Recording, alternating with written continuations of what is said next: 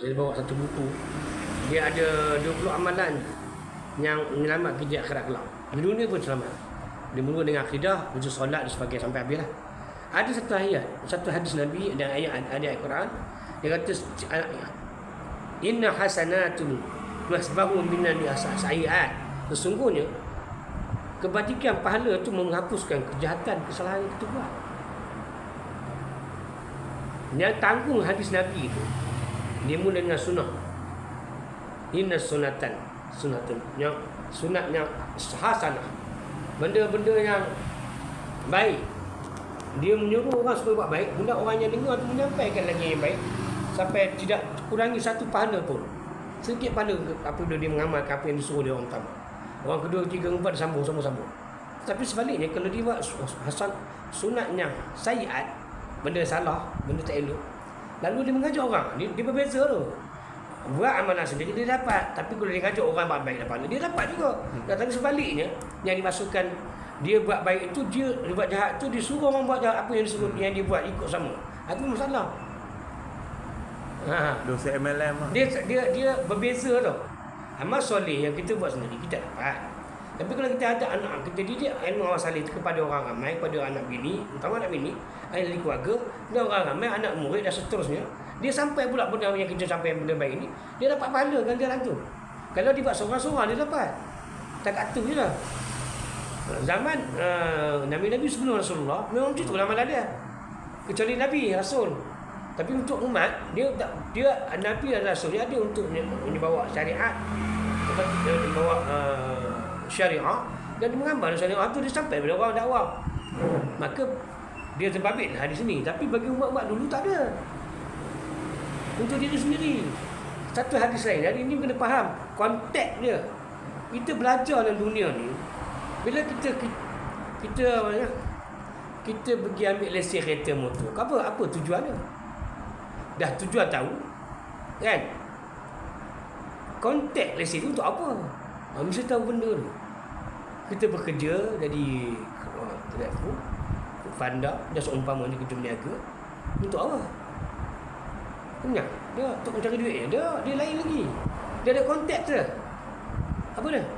Nak tunggu tak. Contoh, kamu pakai baju untuk orang. Itu disuruh oleh agama. Tapi konteks untuk orang itu tak apa. Anda tak tahu. Latar belakang dia, tujuan, maksud, dia ada konteks.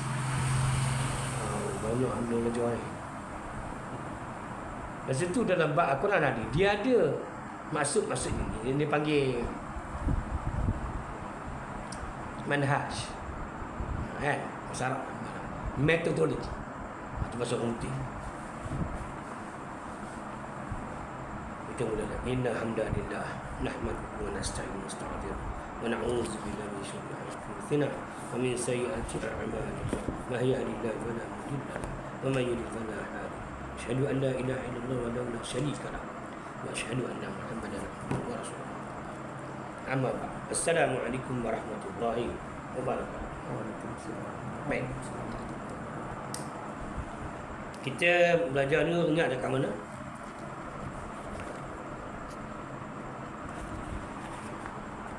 Ingat kursus apa tu kita tinggi apa tu? Lama sangat. Maksud saya kita masih di peringkat awal. Asalnya menuju ke masjid sudah kan? Lari ke lupa. Doa keluar rumah menuju ke masjid sudah. Tapi kalau kita nak cerita semudah ni. Okey, terlupa solat tahiyatul masjid. Kita berhenti 16/12/2020. Oh sudah, ini bukan 2022 lama orang ni. Lama. Pandai. Ni, sekejap. Kat mana kita? Tahiyatul masjid dah lepas Cerita. tu. Kita sekarang masuk apa? Tak apalah, saya ingat kita nak cerita tahiyatul masjid dulu. Masa masjid dulu. Sebelum kita batal belakang tak apa. Okey. Soalan saya memasuki masjid dan terus duduk. Adakah saya masih belum? Adakah saya masih boleh melakukan solat tahiyatul masjid kerana terlupa untuk melakukannya sebelum duduk? Ini jawapan. Okey, sebelum situ jawapan ni. Fiqh ni, fiqh. Ni belajar fiqh Fiqh ni apa? Faham. Fahmu. Fiqh ni dia ada maksud tertentu. Apa dia maksud tu? Arti fiqh bahasa Melayunya fahamlah. Memahami sesuatu. Fahmi kan. Bahasa Arabnya fahmi, fahmi. Fiqh ialah untuk kita memahami sesuatu amalan atau sesuatu kerja buat dalam kehidupan seseorang itu, sama ada dia lelaki atau perempuan. Maka kehendak dan maksud dia seperti berikut. Pertama, tujuan faham. Apa tujuan faham? Belajarlah. Tujuan memahami sesuatu, kita kena belajar. Dapatkan sesuatu untuk memahami perkara sesuatu. Sebelum kita beramal, sebelum kita melakukan sesuatu, maka kena ada ilmu. Kedua, faham tu naklah kita menelusuri. Ini bahasa baru lah. Menelusuri ini maksudnya melakukan atau bukan menghayati sesuatu perkara apa yang kita faham. Contoh, Allahu Akbar. Apa tengah buat ni? Solat kan? Tapi tak faham solat tu apa, macam mana? Mana solat apa, takbir itu apa, rukuk apa, dia tak faham. Apa yang dia baca dia tak faham. Macam mana nak dapat sembahyang tu khusyuk? Bukan saja puasa ya, semua bab. Maka memahami, menghayati sesuatu perkara itu adalah fiqh ataupun maksud fahmi, faham. Bila orang faham ni, dia tak ada lalut. Dia tak ada merepek bukan-bukan. Lepas itu golongan-golongan Al-Sufi, dia pun tak faham apa yang dia belajar, apa yang dia tuduh dalam belajar tu, amalkan dalam Sufi tu. Sebab mereka didedahkan tentang wali Allah. Tidak menceritakan, dia menceritakan kehidupan wali Allah, kelebihan wali Allah, kewalian dia dapat benda-benda gaib, benda-benda pelik kan. Tapi tidak mendedahkan, dia tidak berdasarkan Al-Quran dan hadis. Ulama-ulama seperti para sahabat, dia memfaham. Okey, itu yang bab kedua. Yang ketiga, bagi memahami sesuatu kehidupan ini, satu benda yang dibuat dalam kehidupan itu, mesti melandaskan Al-Quran dan hadis. Itu hujah, itu dalil, itu hujah. Apa itu adalah pegangan kita. Akidah tu.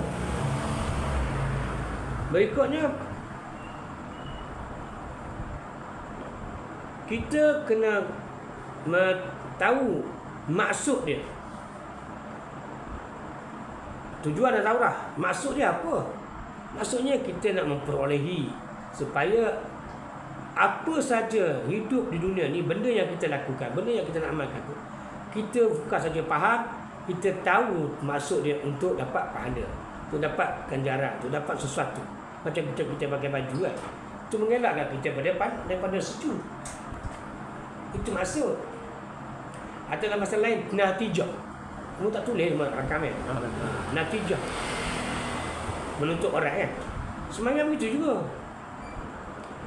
Bila dia faham apa yang dia buat, dia antara perkara penting untuk mengesahkan ibadat. Ni baik.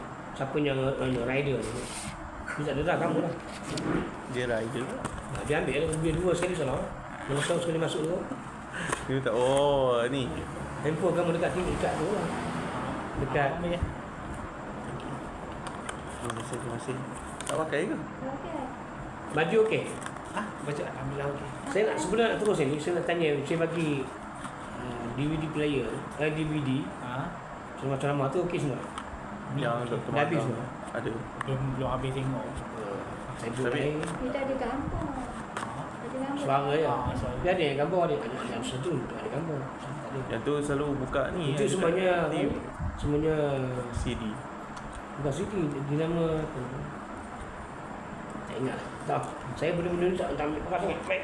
Balik cerita tadi. Jadi fahmi, bagaimana kita kamu bagaimana kita kamu? Ini macam dia pandai benar. Apa yang belakang? Makan tinggi. Makan tinggi. Baik.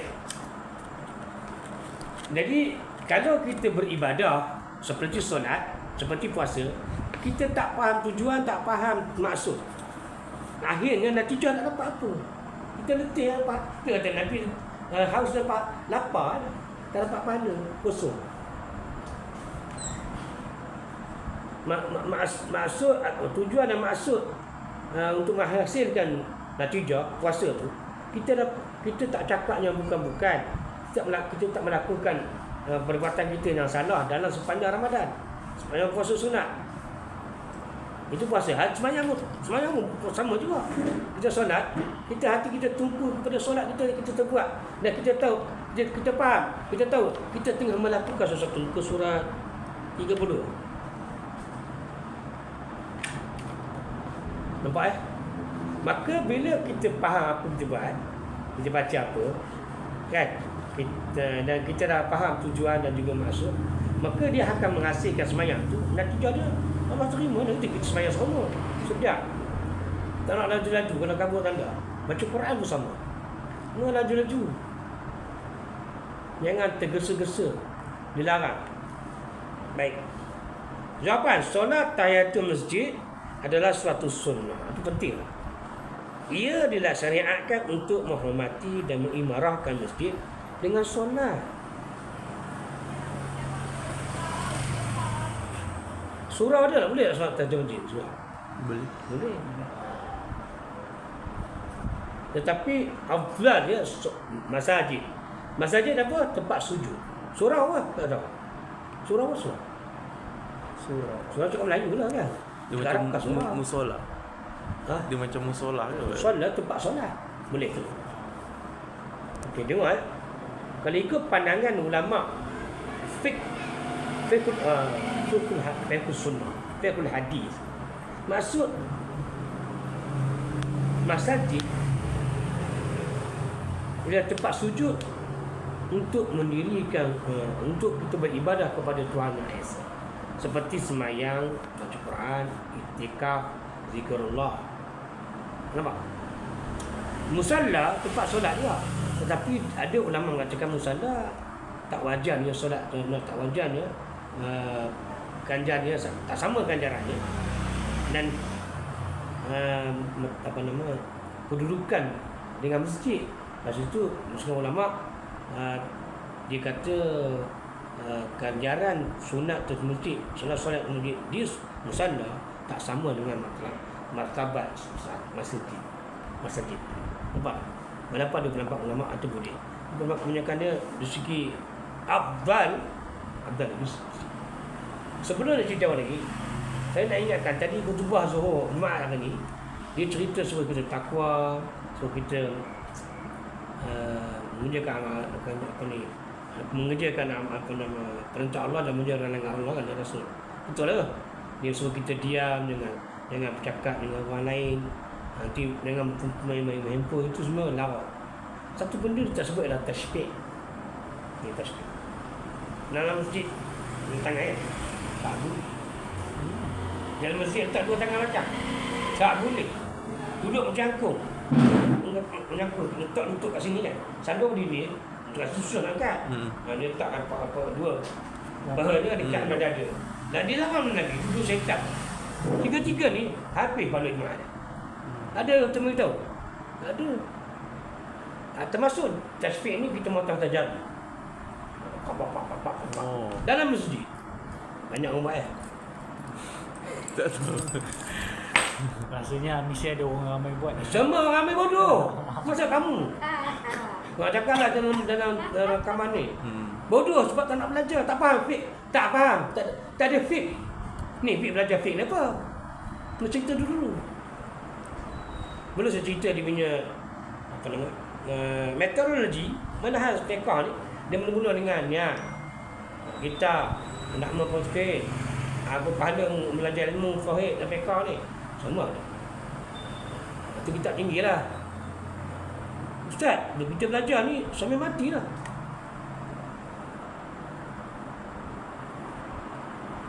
Bila dah mati tak ada siapa nak belajar, orang nak ajar kita dan kita pun tak belajar, dah mati. Duduk ada orang mendakwa, dia mimpi jumpa dia ada ulama, dia tak sebut ulama mana. Ulama dia memimpi dengan ulama, dia bermimpi dengan Imam Abu Hanifah dalam kubur. Imam Abu Hanifah semayang sunat dalam kubur. Aku rasa tak penampar ustaz. Maknanya hebat lagi Imam Hanifah Rasulullah. Ustaz tak semayang dalam kubur tu. Alam barzah bukan tempat ibadat. Jawab mereka bukan nakir. Dalam alam barzah, dalam kubur tu tuan-tuan, nampak atas lalu kan. Ni macam apa? Tenang. Tengah kubur takut lalu. Dia kubur malam lagi takut tengok hantu. Ini orang Melayu ni pula. Pada otak orang Melayu membuatkan otak orang lain bodoh. Terutama yang cakap tu ustaz. Yang awal-awal imam pun bercakap. Semua ni tak seronok daripada dalam filem, drama sampai sekarang. Dia cerita menakut-nakutkan orang. Islam bukan ajar begitu. Islam mengajar menjadi berani. Kata masuk pun lompat. Lompat. Ayah kena Cina, ayah lah kena India. Ayo Melayu. Allah Akbar. Kata komen. Kata takutnya. Bunyi. Bunyi. Ada kucing lalu kan. Oh cuba. Tengok. Allah takut. Kalau nanti dua orang tak delak-delak oh. Inilah orang Melayu. Dia ajar bodoh. Saya minta maaf cakap lah. Memang dia ajar bodoh begitu. Sedangkan benda ni kenapa kita tak takut? Kita takut Allah je. Iyalah sebagai manusia kita tak takut lah busuk. Kan? Nampak orang jauh, takut berompak. Itu adalah natural. Dia natural. Dia semula jadi kan?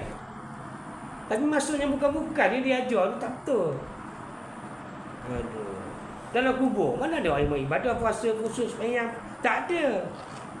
Nabi pun tak ada. Gawat betul lah ulama. Bila tanya, ulama mana? Tak boleh cakap.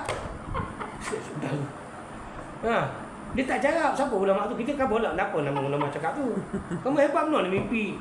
Mimpi Nabi tak ada, jumpa mimpi Abu Hanifah. Aku cakap ke dia. Ni kita ngarkam dulu lah. Dia kata, Syekh, nampak dia berwudu kepada anjing.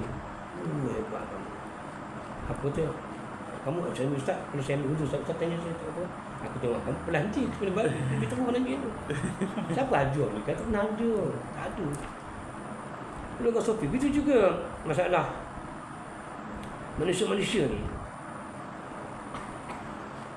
Aku pernah tengok mimpi aku. Sejak tanya cerita lah, nak jawab kan ni.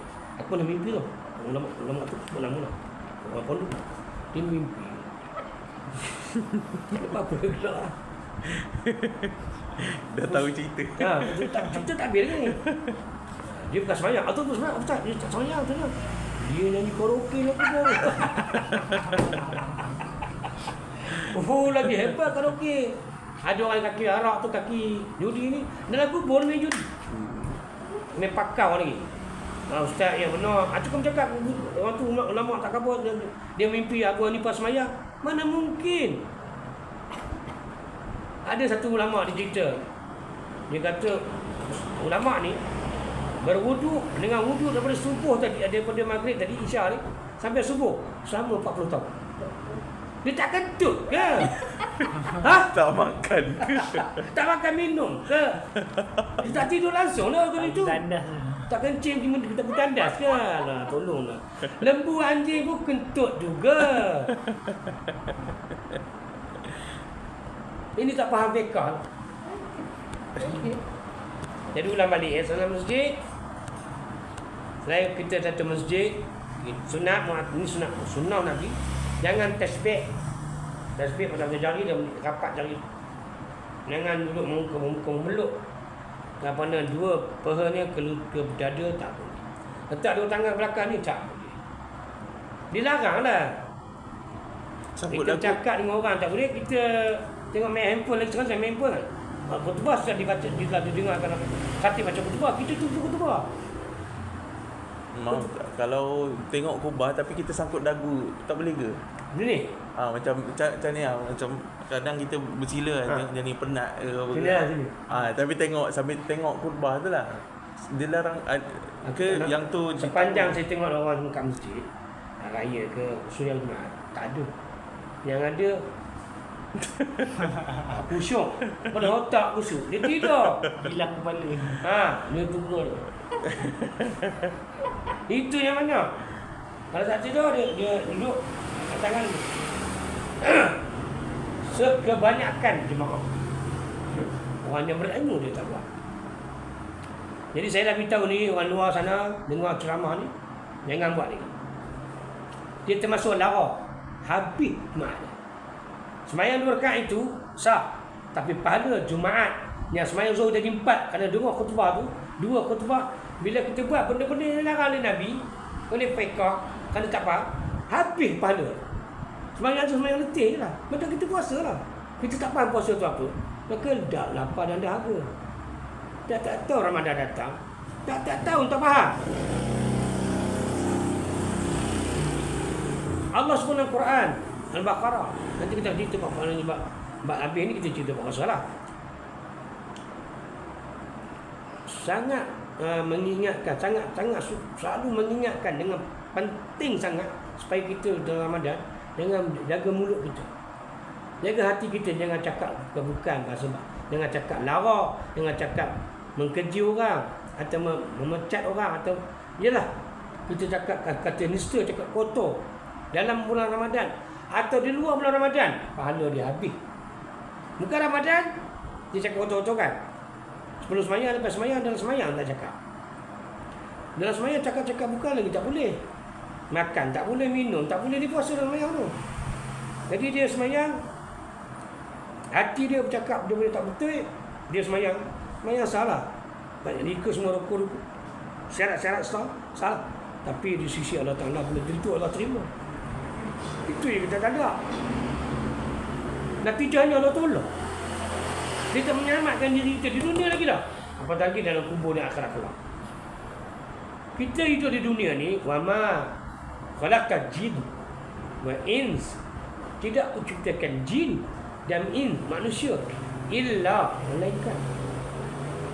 Liya'budu, untuk beribadah kepada aku, Allah Ta'ala. Itu tujuan kita hidup. Maka ibadah di sini besarnya adalah akidah. Ibadah itu adalah syariat. Semuanya Allah suruh buat, kita buatlah. Buat mengikut faham Rasulullah dan sahabat. Dan fazak 4 ni, ulama fazak 4 ni memudahkan kita orang awam melalui guru-guru yang ajar yang jujur, yang matang, yang mursyid, yang bijak, yang ikhlas, mukhlisin dalam hudi, ikhlas agama. Orang ini yang selamatkan kita dunia dan akhirat. Kalau kita ni ikut ustaz Sengor, ustaz Mangkor, ustaz yang karut ni, macam tadi tengok dalam Facebook Ustaz apa ni, Syekh Zainul Muhammad Asri Abidin Geneng, wali Allah. Dia kan suruh anak murid dia. Dia tak suruh anak murid yang mendawa dewa dia, memuji-puji salah kan. Satu petang biasa sahabat-sahabat pergi jumpa Rasulullah di rumah Aisyah, adanya Aisyah. Buka Kaabah di mana dia yang kubah hijau tu. Katim kumpul di rumah Aisyah. Kadang-kadang dia kumpul dengan rumah Mamunah. Tengok Nabi bila kira sekali dia pergi, orang sahabat ikut juga. Kadang-kadang Rasulullah panggil. Tapi cerita dalam Sahih Muslim ni, dalam Bukhari juga, kisah Aisyah, sahabat-sahabat selalu mendatangi rumah kami kerana mendengar tausiah, dengar tazkirah Rasul. Jadi sahabat dulu sembang, tersembang semasa masa zaman dia sembang itu, mungkin tak keluar tahu. Dia biasa, manusia, sahabat bersama. Tak menghilangkan martabat dia sikit pun. Tak hilang kemaluan dia. Ada situ kemaluan tak hilang mana. Orang Melayu bodoh benar lah. Dia memaruah. Manusia sama kita sembang. Macam aku tengah semayang, aku tengah sembang, siapa sembang? Selalunya sembang depan orang dulu. Ada setangga. Ni dia berdua. Dia kat dua. Lupa dah. Orang yang sampai 5 minit dah. Kita semayang. Apalah kan? Mu sembang. Itulah Rasulullah dengan sahabat-sahabat. Bila Rasulullah keluar, nak ke berenda, ada berenda, ada kap. Aisyah tak aku mementangkan mereka tikar mengkuang lah. Tikar mengkuang. Menaslaskan tikar buah tak kulit. Apa ni? Daun tamat. Ini dibentang. Sahabat ni. Aisyah seperti buat minuman lah. Apa yang ada lah kan? bila Rasulullah keluar, sahabat bangun. Duduk dia bangun. Berubah muka Nabi. Hadis Muslim Bukhari. Ada tengok hadis dia. Muka Nabi berubah. Apa maksud dia? Nabi tak suka perbuatan tu. Lalu Nabi kata, sesungguhnya ketahuilah kamu semua sahabat, orang-orang sebelum kamu hancur dan musnah kerana mereka memuliakan Nabi-Nabi, membesarkan Nabi-Nabi, membesarkan pemimpin. Sesungguhnya aku Rasul, aku hamba, aku ada Rasul dan juga hamba. Aku manusia sama macam kamu. Bezanya aku ada wahyu. Allah bagi wahyu. Dibagi wahyu kepada aku. Aku duduk, aku diri sama tinggi, aku berdiri sama tinggi, aku duduk sama rendah. Aku rendah sama rendah. Maksudnya sama rendah. Aku duduk sama rendah, aku tinggi sama tinggi kan. Aku berdiri sama tinggi dengan manusia. Tak ada beza. Dalil suratul Kahfi ayat akhir sekali. Buka suratul Kahfi. Buka suratul Kahfi. Tuan-tuan di luar sana buka suratul Kahfi.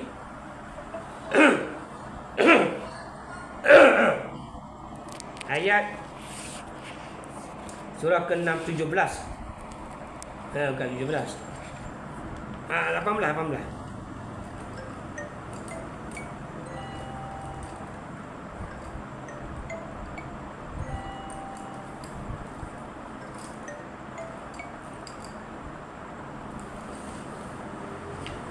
110. Ayat 110. Tengok tu.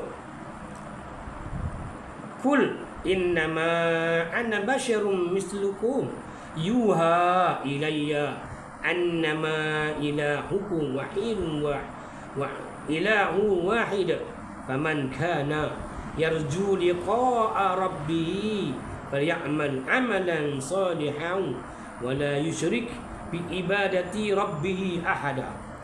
Katakanlah, Allah kata, wahai Muhammad, katalah sekarang mereka ni, sesungguhnya aku ini manusia biasa seperti kamu. Siapa cakap ni? Rasulullah. Allah Ta'ala cakap kepada Rasulullah. Rasulullah kata pada manusia, pada sahabat-sahabat Nabi, Muhammad tu, Nabi tu sama seperti kamu, yang diwahyukan kepada aku. Nampak tu kata Rasulullah, bahawa sesungguhnya Tuhan kamu itu adalah Tuhan yang esa. Barang siapa mengharap perjumpaan dengan Tuhannya, ini Allah, maka hendaklah ia mengerjakan amal yang soleh. Kita nak tengok Tuhan kita, nak berjumpa dengan Tuhan kita yang kita sayang ni, syaratnya beramal soleh. Dan janganlah kita tu mempersekutukan seorang pun, sesuatu pun dalam beribadat kepada Tuhan. Mana ni ikhlas mukhlis diri. Tak boleh kerana lain. Ini dalil. Ada ayat lain satu lagi. Surah tu saya tunjuk kamu kemudian. Ada 2 ayat. Ana basyarum mislukum. Nak cerita Nabi tak ada label sama tu. Cuma dia ada wahyu. Allah wahyu dia ada mukjizat. Dia ada kelebihan-kelebihannya Allah bagi pada dia, tak sama macam manusia tertentu yang dilantik oleh Allah. Tapi dia perak makan kecil kahwin sama, makan minum sama. Baik. Cerita apa tadi? Satu lagi kisah. Tadi kisah sama Nabi. Ini kisah sama tabi'in. Asar. Kisah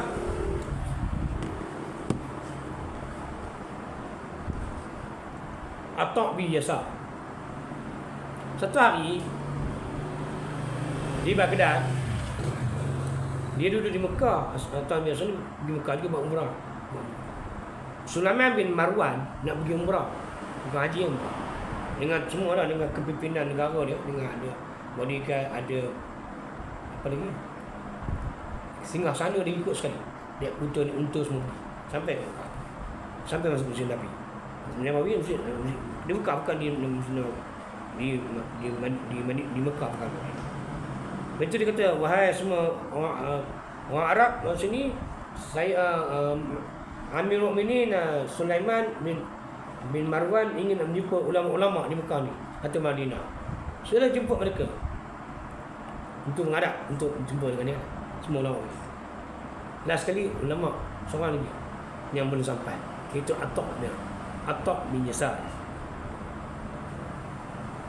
Saya Atta' bin Yasar. Atta' bin Yasar ni kenal Sulaiman ni dengan anak dia, bapa dia Marwan tu siapa?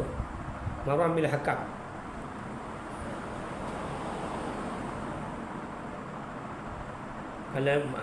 Kalau Maimun bin Marwan dia kenal alim lah. Anak dia jadi Abdul Aziz tu. Abdul Aziz bin Marwan, Abdul Aziz bin Marwan. Umar bin anak cucu Umar. Umar bin Abdul Aziz. Anak dia Abdul Aziz bin Marwan. Maimun tadi mati. Dia muda kan. Ni anak dia bernama Abdul Aziz. Anak dia Umar bin Abdul Aziz. Kita ni Umar kemudian pasti Bani Umayyah. Bila sampai sana, Atta' bin Marwan, Atta' bin Rabah. Rabah bin Atta', siapa putih? Rabah ibnu Atta', orang Yaman, ahli Yaman. Bila sampai, dia buka kasut. Orang kosong raja, dia kasut masuk rumah kan. Kasut masuk istana kan. Kasut masuk masjid. Dia berkapet lah kan. Dia masuk masjid, dia masuk kaki, dia terus masuk. Dia kata, Ya Sulaiman. Tak salah, saya Sulaiman ke siapa nama? Kalau saya terlupa, kita tak ada rumah. Ada pengambil ya. Kitab kecil hijau atas. Ni dekat dapur, ni dekat bilik air, dekat dapur. Ada kitab dah sini. Dia buat apa? Ayam masak kicap dengan nasi. Dia macam masak daripada macam buka depan rumah tu macam yelah. So Grab, daftar Grab, Shopee, Panda semua sekali. So masak daripada rumah tu. Kira macam kalau itu tak jadi macam slow tu kita cuba latih pula.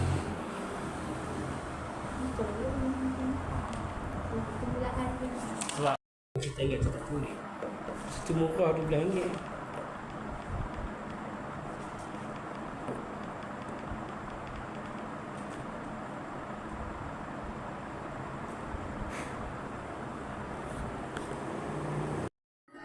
Apalah nama dia Rabah bin Atta' al-Yaman. Bila sampai ni sebut kasut dan dia tak bagi salam. Selalunya Assalamualaikum ya Amirul Mukminin bagi salam lah hormat. Sebut nama itu semua. Lepas tu dia sampai sana dia tak cium tangan dan dia berdiri. Orang lain semua duduk, dia seorang berdiri. Lalu pembantu belah dia panggil apa? Bantu raja ni selalu dia panggil memanda menteri kan. Penasihat dia tu. Ya Rabah bin Atta', kamu ni aku hajar sangat dengan tak kenal siapa Sulaiman. Dia jawab. Kamu basuh tak bagi salah, tak buka kasut lagi. Kamu tak cium tangan dia dan kamu berdiri. Kamu semua duduk. Kamu semua duduk. Dia jawab. Empat perkara dia jawab. Wahai penasihat pada Raja Sulaiman, Mu'min Sulaiman, aku bangun, aku masuk, aku buka kasut. Salah ke aku buka kasut? Dia kat luar. Aku nak menghadap Tuhan. Kadang-kadang aku mesti bersih kaki aku. Untuk tu aku mesti bersih. Aku menghadap Tuhan dalam keadaan bersih dan tak berkasut. Mereka diajar oleh Nabi dan sunnahnya supaya bila masuk rumah Allah, hormatlah rumah Allah dengan buka kasut. Hormatlah. Tapi kalau kamu nak tahu orang jahat, orang fasik, dia sasa masuk dalam rumah dia dan rumah Allah sekalipun dengan kasut-kasutnya sekali. Awas, kaki kamu akan disambut oleh api neraka. Ini nasihat dia. Yang kedua, aku tak bersalah. Aku kenal siapa Sulaiman dengan bapa dia. Asalnya dia bukan orang berada, bukan orang kaya. Seorang perompak di jalanan. Dia angkat kerana dia kaya, dia dapat kaya kerana hasil merompak. Orang mati dan anak cucunya jadi raja, jadi pemerintah lah. Aku tahu. Kenapa? Kerana Allah dah ajar kami. Guru kami ajar, kami Rasulullah semua ajar. Nak tengok tanda-tanda orang yang jahat ini. Dia tak sebut dalam Quran dia sebut ya Abi Lahab kan? Ya ayyuhan apa ni? Tabat tiada lah Abi tabat tiada Abi lawati tetap kan? Dalam surah-surah lain Allah menyebut ya Fir'aun, ya Namrud. Kan? Terus sebut dia, terus nama-nama dia. Tapi kalau orang yang ahli, orang cair, orang yang baik, ya Muhammad, ya Rasulullah, kan? Ya Harun, ya Musa, ya Ibrahim, nampak tak? Yang baik dia sebut nama dia. Ya apa ya Nabi wal Mursali khataman Nabi Rasulullah. Jadi aku diajar oleh Allah dan Rasul, aku takkan sebut nama kamu. Aku tak sebut ya Khalifah Ali Mu'min. Aku sebut seperti mana Allah larang. Ada pun aku tak cium tangan kamu.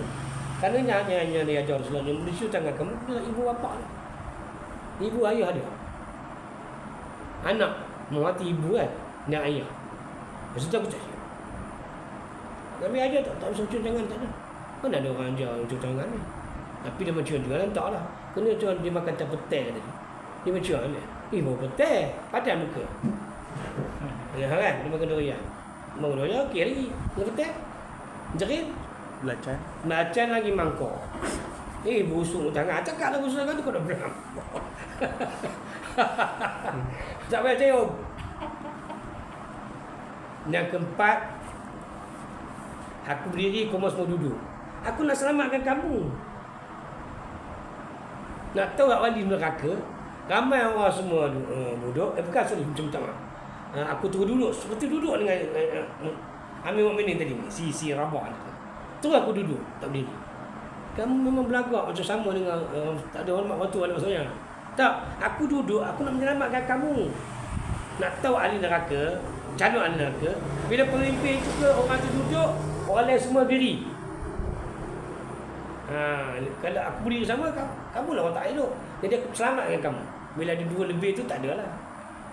Ya Ibn Rabah, Atta' Ibn Rabah, tolong ajar aku lagi Islam ni, apa yang nasihat kamu, adab ni.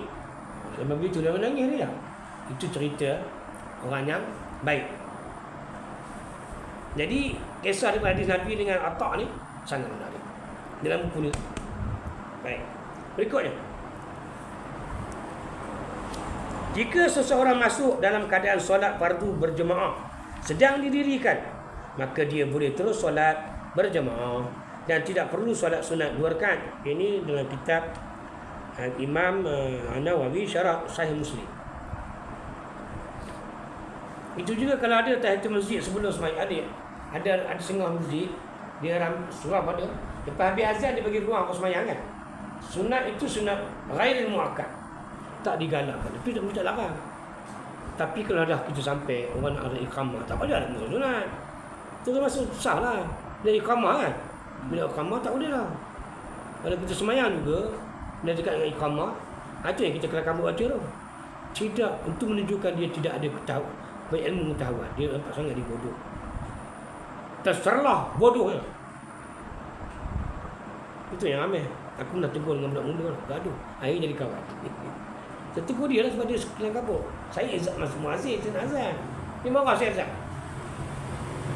Imam dah kata, Syekh, Ustaz, azan. Bila imam dah suruh kita azan, Imam semua dah solat sunat. Imam tak nak sunat, dia sembahyang di rumah kan. Dia nak rumah imam kat masjid tu. Dia nak sembahyang di rumah. Dia terus masuk. Memang pada tak faham. Tak, iqamah. Mesti jangan sembahyang sunat. Kita kena marah juga banyak sembahyang sunat tu. Tapi kamu salah. Ni ada. Kalau tengah solat sunat tu kena berhenti. elok berhenti kan. Maksudnya batalkan je lah solat tu batalkan, kan. tak apa. Itu lebih pada. Oh, pasal niat dia tu nak solat sunat tapi tak sempat.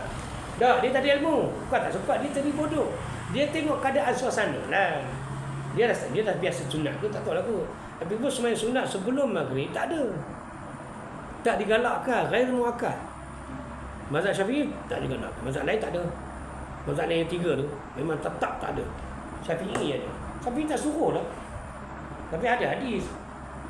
Syafi'iyah pun ada bawa hadis lah. Hadis tu tak kuat. Baik.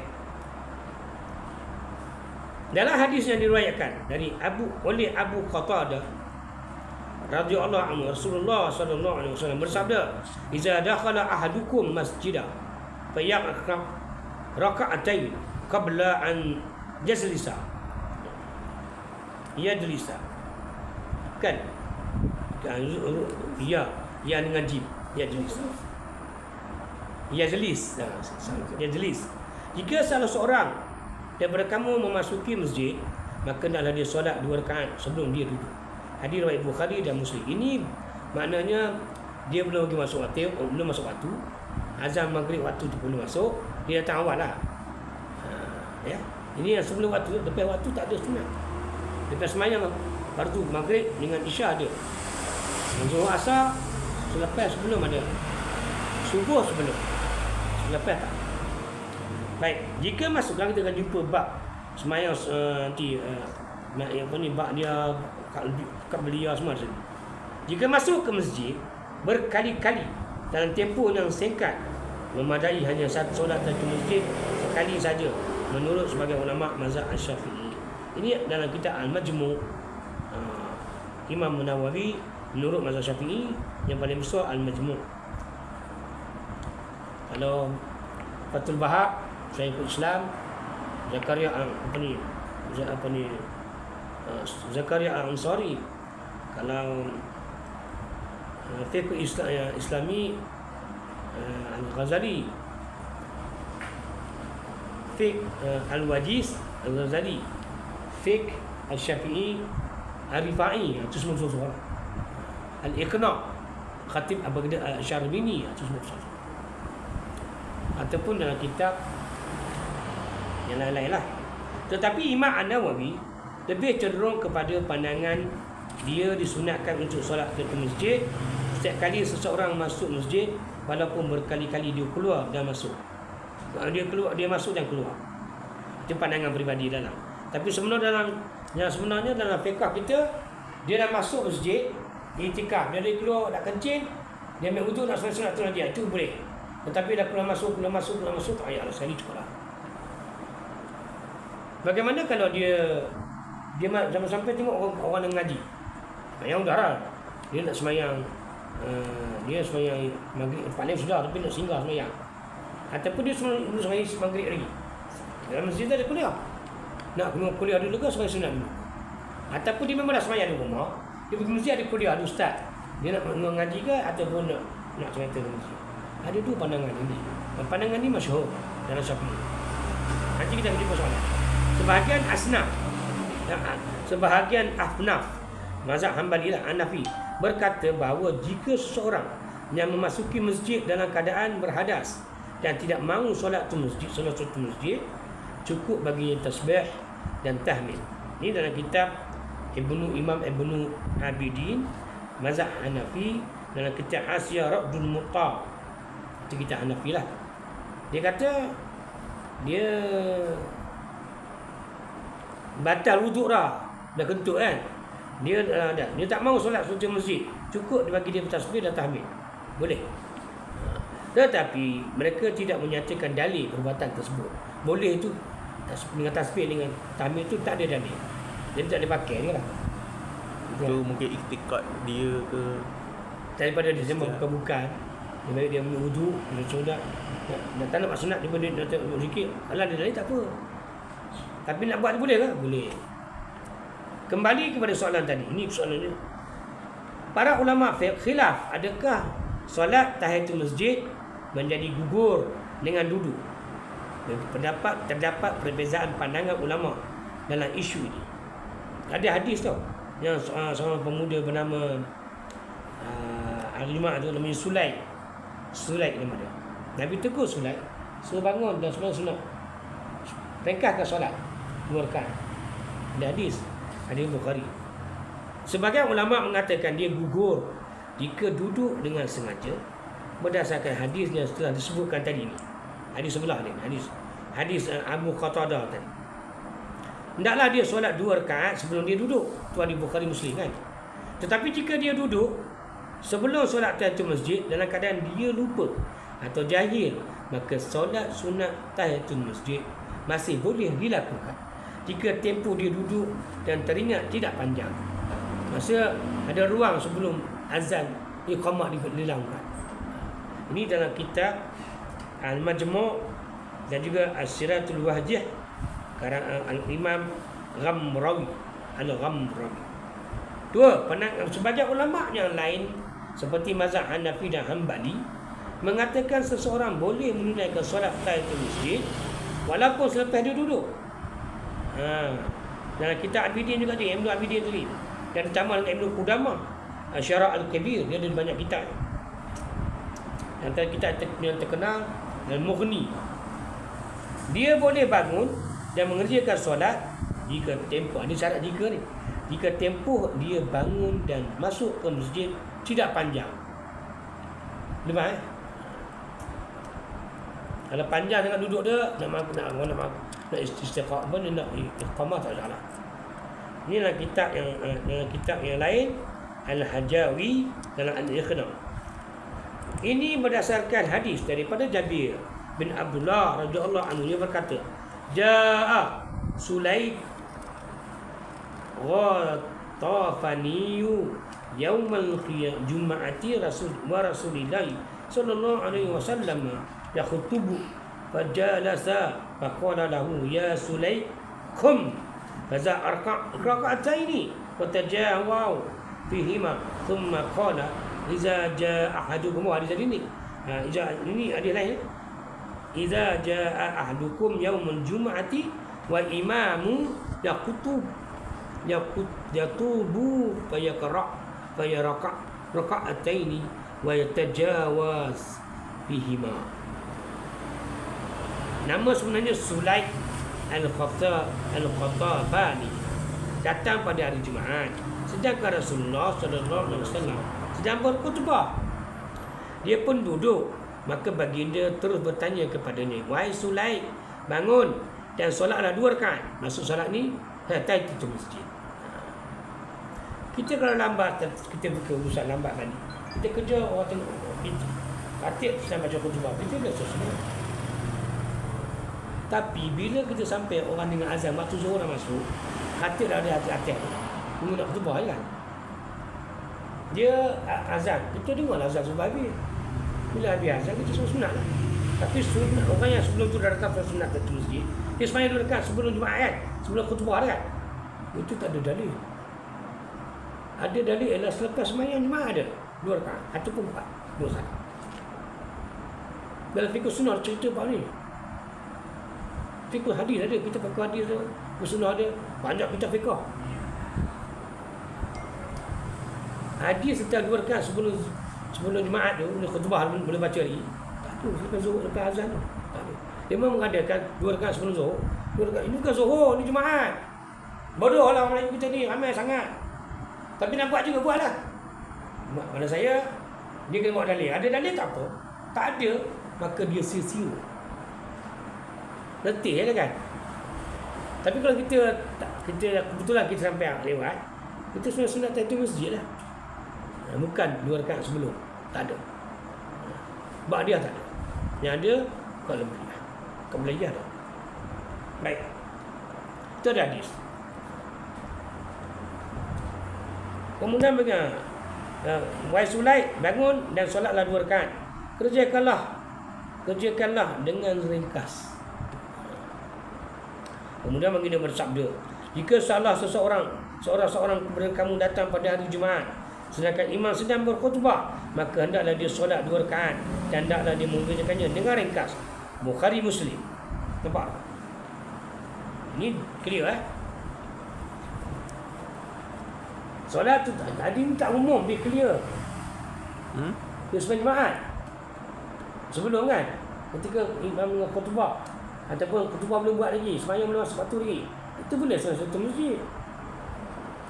Bila ada ba'diyah takbiyah ni, bila solat dan azan dah dilangkan,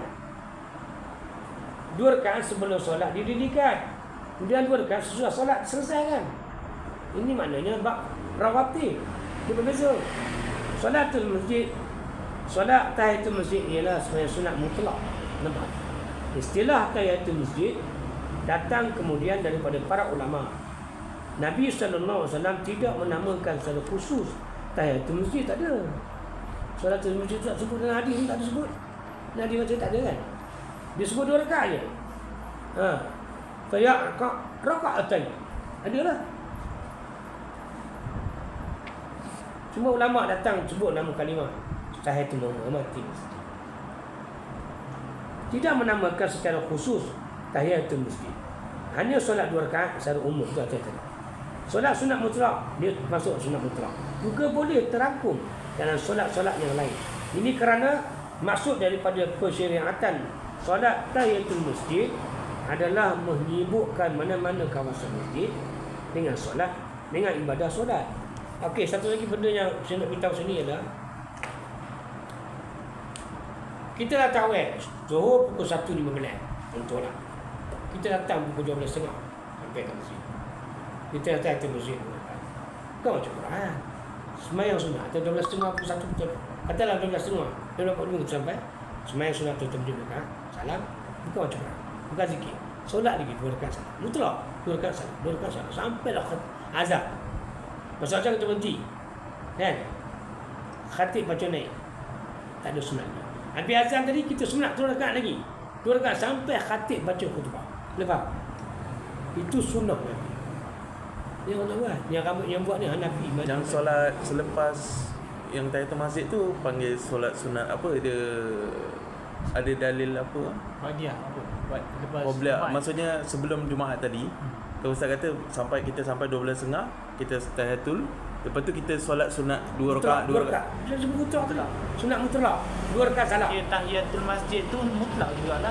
Mutlak juga tapi tu khusus untuk masjid. Lepas tu kita nak tunggu khatib naik baca khutbah, belum sampai waktu, belum sampai masuk. Itu sunat je lah. Dalil dia yang tadi. Bukan lain. Ke dia ada dalil lain. Dia ada hadis lain. Tak sini tak ada lah. Ni hadis kita lain tu dia tiba-tiba suara dia lah jumpa. Masa bila belajar itu sunnah bagi hadis. Hadis saja. Nanti kita belajar baca bila kita dah ambil umur, kita belajar jadi pandai. Ni kan orang. Ambil masuk mesti kau ni. Guna mana? Baik. Jadi kalau bahasa tak cukup susah buatlah. Kalau kita letih kerja, kita buat mana yang mampu dan kita zikir Allah. Selawat Nabi lah paling bagus. Sampai khatib baca khutbah. Baca kafi pun boleh ya. Kalau waktu tu. Maksudnya baca surah kafi. Itu tak salah, surah kafi bukan sikit 80 ayat. Ini sikit 10 ayat. Yang 10 ayat pertama ke atau Ambil ayat tu boleh. Biasa benar pendek benar. Mana tu tunjuk mana betul. 10 ayat pertama, 10 ayat terakhir boleh. Tapi kalau masa surah kafi malam tadi baca. Pagi sebelum kerja baca lah. Untuk petang kan baca lah. Jumaat tak sah. Sembilan sunat. Dia kata ni adalah menyebutkan mana-mana kawasan masjid dengan ibadah solat.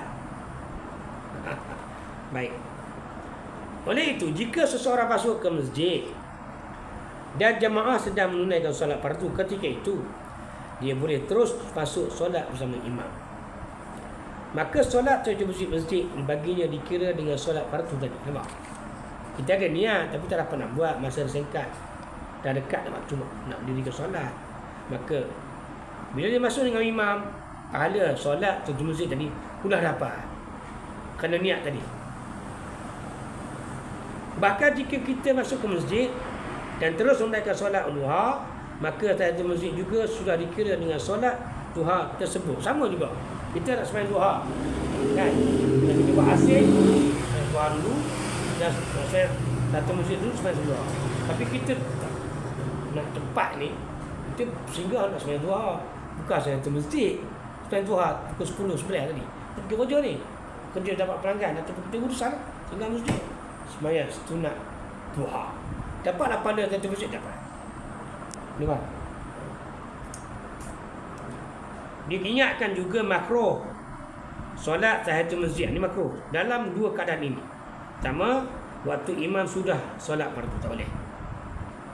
Buat juga makruh. Tapi ni mazhab Syafi'i ya, kalau mazhab lain dia tak. Dia kira uyi lawa. Dua, waktu masuk ke dalam masjid. Waktu masuk ke masjid, Masjidil Haram lah, Masjidil Haram kau. Kerana tahiyatul masjid, tahiyatul Kaabah adalah tawaf, bukan sembahyang sunat. Ada orang bodoh sembahyang sunat tahiyatul masjid Haram. Tak. Dalam tu ada Kaabah. Masjidil Haram luar tu. Dalam tu Kaabah. Tahiyatul masjid dia dan buka, jadi tahiyatul tawaf. Oh bodoh apa ya? Kenapa? Nak sunat tahiyatul masjid. Bodoh. Buat apa depan ni? Sembahyang sunat tahiyatul masjid. Itu hari lain. 7 kali rakaat. Tawaf. Itu maksud tahiyatul tawaf. Masjid juga automatik dapatlah. Ini tak boleh. Bila dia buat tahiyatul masjid, dia buat tahiyatul masjid lillahi ta'ala. Ini sudah haram ni. Kabar depan. Dia makruh. Pada saya, dia bodoh. Sebagian ulama mengatakan jika niat seseorang memasuki masjid itu haram, masjid tidak haram adalah untuk tawaf, maka dia boleh terus tawaf. Solat kemudian. Ini tu pendapat lagi. Patutnya tawaf dulu 7 round, 7 kali. Lepas tu masjid kedua. Lepas tu buat solat tu masjid. Dalam kosong masjid. Ada orang dulu ya. Manakala jika niat memasuki masjid haram bukan untuk tawaf, maka solatul masjid kekal baginya. Mana ada 3 pandangan sini. Dalam kitab ni, dalam kitab Subulus Salam Al-Sa'ani, ini mazhab Syafi'i. Syafi'iyah. Sa'ani kata boleh. Ada 3 ni. Persoalan seterusnya, berapakah rakaat bagi solat tahiyatul masjid? Tidak ada khilaf dalam kalangan ulama bahawa solat sunat tahiyatul masjid dilakukan dengan 2 rakaat. Namun dia boleh lakukan lebih dari itu.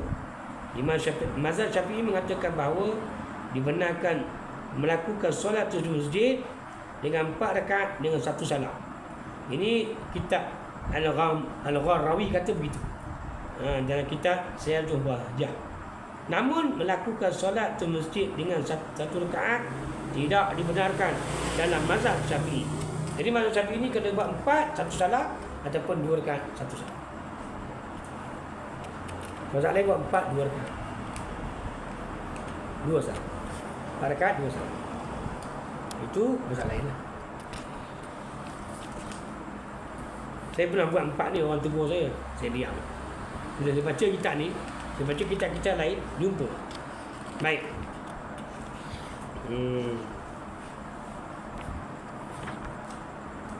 Ini seronok juga dengan ni bab bagus. Baik. Soalan, kau orang? Pada harga dia. Baik, apa-apa ya lah.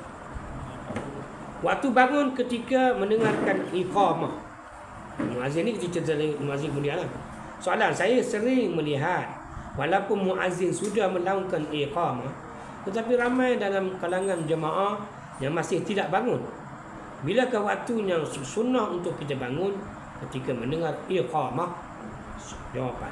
Sebelum tu saya cerita, kita sunnah Nabi, hadis Bukhari Muslim semua ulama hadis, bila dengar muazzin masuk waktu yang azan, kita naklah kita baca apa kalimah-kalimah azan yang diazankan oleh muazzin sampai habis kan, kecuali 2 tempat. Hayya 'alal falah, hayya 'alas salah, hayya 'alal falah, itu kita lain. Itu kita doa. Doa apa dia ada 2 bahagian. Nak pendek sekali nak malas sangatlah. Raditu billahi rabba wa bi Islam madinah wa bi Muhammadin sallallahu alaihi wasallam. Allahumma firli. Allahumma salli ala Muhammad wa ali ala Muhammad. Atau Allahumma rabba da'wati tamma wa salati qa'imah. Hati Muhammadin Rasulullah fadila wa du'atu ma'mum wa zimada innaka tummi. Ada panjang lah kan. Itu Allahumma salli ala. Ini selawat ni. Macam kita masuk masjid, kita baca doa tu selawat. Keluar masjid, dia baca doa tu selawat. Sama.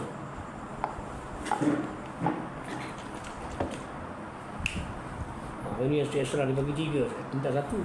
Bagi 3 sekarang. Ini bagusnya agak bagusnya salah. Dia ingat juga sahabat. Sudah.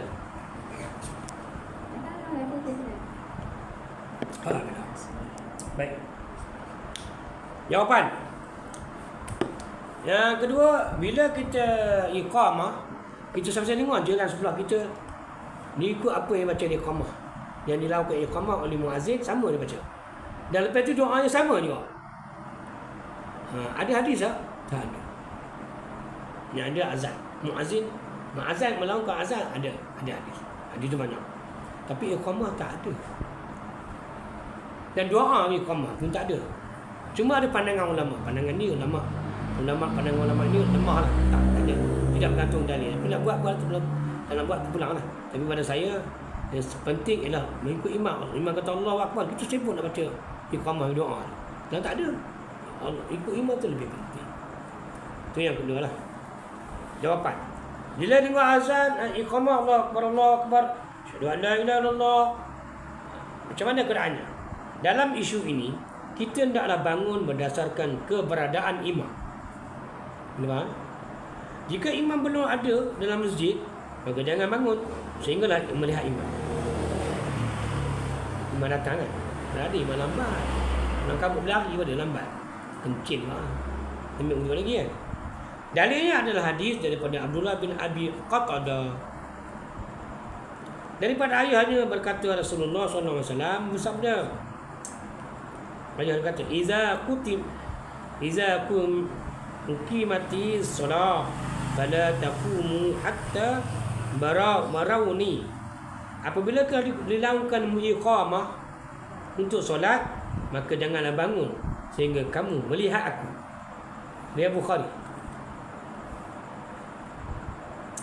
Arahan ini disebabkan Nabi SAW mahu memberikan keringanan kepada jemaah yang tidak mampu berdiri lama untuk bangun ketika saat imam sudah pun keluar untuk solat. Nabi duduk sebelah rumah, bila habis azan kan, iqamah panggil untuk solat. Ini memberikan mereka ruang untuk tidak lama menunggu dalam keadaan berdiri. Bila nampak imam dah masuk, manakala jika imam sudah berada dalam masjid, di sini terbagi kepada beberapa pendapat. Ini pendapat ini menarik. Ibnu Musayyib. Ibnu Musayyib ni siapa? Abdullah bin Musayyib. Sa'id bin Musayyib, menantu Abu Bakar, menantu Abu Hurairah. Kemudian Az-Zuhri, Muhammad bin Syihab Az-Zuhri, Muhammad bin Idris Asy-Syafi'i, dan Daud As-Sa'ani, Daud Al-Jizastani, Abu Daud Al-Jizastani. Mu'ad dia kata apa? Waktu muazzin sebut Allahu Akbar, Allahu Akbar di permulaan iqamah, bangun. Ni pendapat mazhab Zuhri, Musayyib, Syafi'i, Imam Abu Daud. Semua ni Syafi'i. Semua tu Imam Abu Daud, Az-Zuhri, Sa'id An-Musayyib mazhab Syafi'i. Tapi Zuhri, Musayyib ni dan Syafi'i dan Daud mana ada mazhab lagi. Tapi dia mana buat lebih awal. Apa dia? Muazzin buat Allahu Akbar daripada bangun. Walaupun imam tak masuk. Imam dah ada dalam masjid. Cuma tak ke depan lah. Dua, Anas bin Malik, Hasan Basri dan Imam Ahmad bin Hanbal. Ketika lafaz qad qamatis solatu, qad qamatis solat, baru bangun. Ini pendapat mazhab Hanbali. Mazhab Hanafi apa? Ketika lafaz hayya 'alal falah baru bangun. Anak dua semua betul, semua boleh buat. Bagi orang tua boleh lah kan, dia tak nak berdiri lama. Kamu dia ambil Syafi'i lah. Imam Malik dia kata tidak ada had waktu. Setiap orang bangun mengikut kemampuan masing-masing dalam tempoh waktu untuk meluruskan saf. Itu lagi senang. Bila-bila boleh bangun.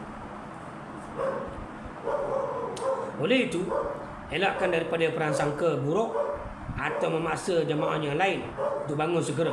Ini kerana mungkin ada orang yang lambat bangun atas sebab terpatut sebab keuzuran ataupun alasan-alasan lain, ada faktor-faktor lain lah kan. Sakit pinggang ke sakit kaki ke, dia tak boleh duduk, dia berdiri boleh. Apa ni, dia tak boleh diri, dia duduk je, duduk dah siap. Cuma pastikan antara tempoh untuk bangun dan tempoh meluruskan saf adalah sesuai dan tidak terlalu lambat. Ini masalah. Sebab rumah kita ni masjid surau mana-mana kita tengok. Jumaat ke, raya ke. Semai waktu lah, semai waktu. Tak nak penuh besar depan. Kan? Nak yang dekat-dekat tengah depan. Mesti nak pergi tepi. Ni nak pergi tepi. Senang keluar lah apa-apa. Emergency lalu senang. Tengah-tengah susah. Sebenarnya tu sikap tu tak betul. Dia sepatutnya semua ada ilmu. Pastikan di belakang imam tu banyak ada ilmu. Kena imam batuk ke atau tersangkut bacaan ke, siapa nak betul? Siapa nak tolong backup belakang imam tu? Kan? Dia terhenti ayat. Kena ayat macam panjang nak tunjuk terror, dia pun terhenti. Mampu nak nunggu dia, nak baca dengan dia. Dia tak tahu. Itu nak tepi dia tinggal lagi. Saya dekat Kuala Pari tu ada satu imam ni, dia macam sebutan dia tu sangat tak jelas. Dia macam kalau mengaji tu dia macam ayat Dia tak cukup nafas. dia macam baca tak baca. Kalau surah Al-Fatihah Tak lepas. Alhamdulillah, Dia tak lepas. dia macam tak buka mulut Ustaz. Kalau macam tu kita sekali tak sah ke macam mana? Dia tak boleh jadi imam lah, tegur. Tapi memang sepatutnya dia tak layak lah. Bagi saya dia dah tak layak. Dia dah tua ke apa ke kan. Sebab dia baca pun dah tak Pertama tak sekali orang jadi imam, dia baca, dia dengar telinga dia, wajib dah dengar belum orang ramai. Sebab dia imam. Lemat kan? Lemat tak jelas dia baca, tak boleh jadi imam. Tapi kalau status jemaah tu macam mana? Jemaah tu terbatal segera Dia atau begini, sah? pertama sekali sembahyang berjemaah waktu jahar mesti imam tu kuat dengar oleh makmum. Bacaan dia mesti jelas dan betul tajwid. Itu subuh, maghrib dan isyak. Bagi sembahyang zuhur, sembahyang sir, zuhur dan asar, mesti mulut dia mengumit-ngumit. Buat Nabi sebut. Sebab sahabat tengok Nabi berkumit-kumit mulut dia berat. Bergerak ni. Benda dia membaca lah. Kalau diam je, macam apa ni? Allah. Mana? Allah tu kuat. Allah Akbar. Senyap. Dia. Ingat mulut tadi, mana bacaan dalam hati? Tak sah.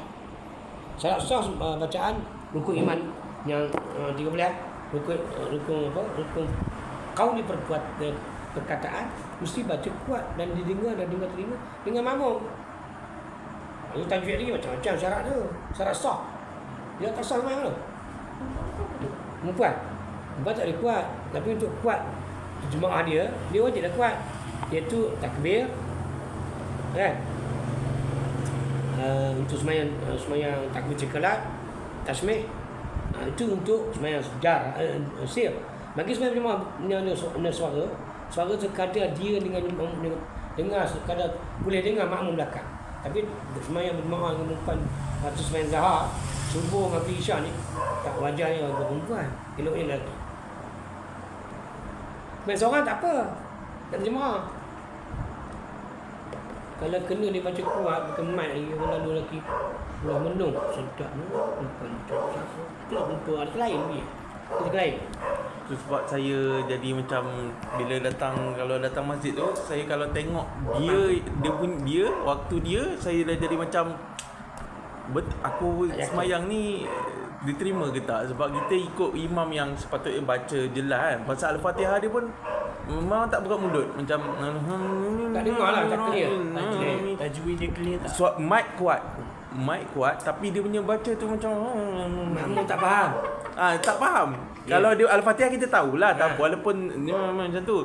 Dia baca surah lain yang panjang-panjang tu sampai tak ada Dia orang boleh Fatihah sambung. dia surah. Dia tak kalau surah tak baca betul, dia tak batal semayang. Tapi Al-Fatihah tu. Al-Fatihah tu.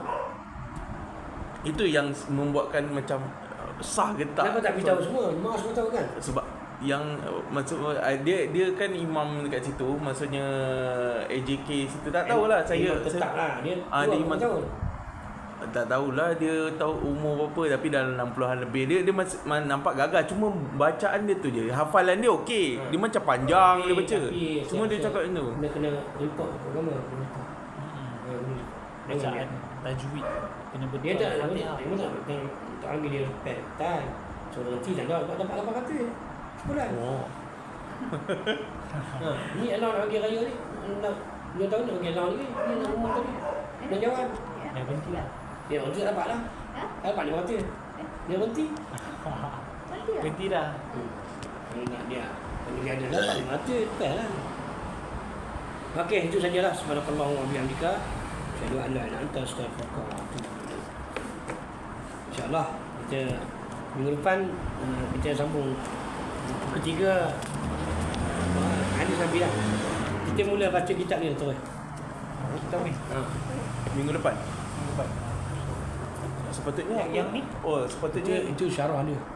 Itu bab rijal hadis. sepatutnya ni je lah. minggu depan yang tu kan, yang apa? Hati apa yang Nama hati minggu keempat. oh. Jadi kita ganti sekarang ni minggu keempat akan datang. Kita baca hadis tu. Akan datang kan? Okey, itu saja. Wassalamualaikum warahmatullahi wabarakatuh. Waalaikumsalam warahmatullahi wabarakatuh. Datang satu buku, balik 4 buku.